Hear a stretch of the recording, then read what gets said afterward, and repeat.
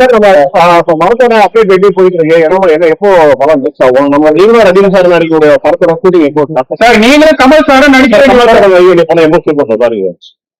Actually August August இது Jailer வந்து இன்னொரு 2-3 days ஷூட்டிங் இருக்கு. அந்த 50 சொன்னாங்க வந்து ப்ரொடக்ஷன் ஆஃபீஸ்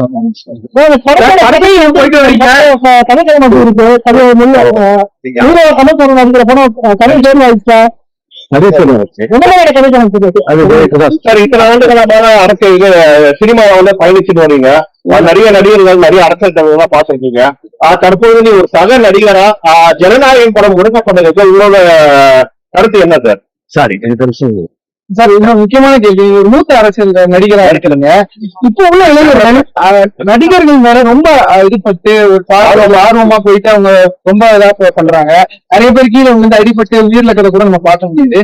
ஒரு மூத்த நடிகரா இளைஞர்களுக்கு நடிகர்கள் மீது அதிக ஆர்வமா போற இளைஞர்களுக்கு என்ன சார் இளைஞர்கள் ரொம்ப ஜாலியா அவங்க ஏதாவது அடிப்பட்டு அவங்களும் வேற அவங்கதான் வந்து ஜாலியா.